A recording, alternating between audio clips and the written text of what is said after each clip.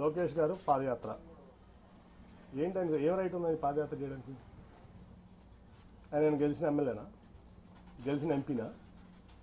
ఏం రైట్ ఉంది అంటే చంద్రబాబు నాయుడు గారు కొడుకు కాబట్టి ఓడిపోయినా గెలిచినా నువ్వు ఎట్లా అయినా సరే పార్టీ మీ నాన్నగారిది కాబట్టి నువ్వు ఏదైనా చేస్తావా? ఏం త్యాగం చేసావు ఈ సమాజం కోసం, ఈ రాష్ట్రం కోసం? నువ్వు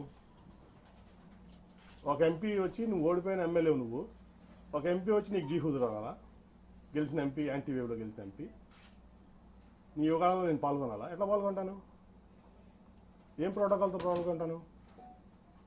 నువ్వు ఆఫ్టర్ ఆల్ ఓడిపోయిన ఎమ్మెల్యే నా ముందు.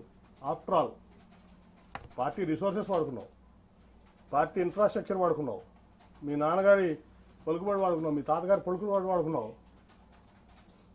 అన్నీ వాడుకుని నువ్వు ఓడిపోయావు. నువ్వు నాకు రూపాయి డబ్బు ఇవ్వలేదు, నువ్వేమివ్వలేదు, నేను గెలిచా రెండు సార్లు.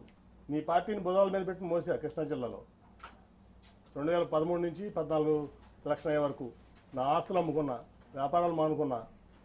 ఏం రైట్ ఉంది నీకు? ఏం త్యాగం చేసావు ఈ పార్టీ కోసం కానీ, సమాజం కోసం కానీ? నువ్వు ఏం రైట్తో యోగాలను చేసావు? ఏం రైట్తో నువ్వు సీనియర్ని శాసిస్తున్నావు? ఏం రైట్ ఉందా నీకు? ఓ 10 సార్లు ఎమ్మెల్యే చేసావా? 10 సార్లు ఎంపీ చేసావా? ఏం ఆస్తి అమ్ముకున్నావు? నేను ఆస్తులు అమ్ముకున్నాను, 2,000 కోట్ల రూపాయల ఆస్తులు. నేను ఈ పార్టీ కోసం అనండి, నా ప్రజా జీవితం కోసం అనండి, నా వ్యాపారం ఆపుకున్నా. నువ్వు హెరిటేజ్ ఆపుకున్నావా? మీ నాన్నగారు వచ్చిన నుంచి ఇప్పుడు వరకు మీ కుటుంబం ఆస్తి అమ్మిందా ఈ పార్టీ కోసం? ఏం త్యాగాలు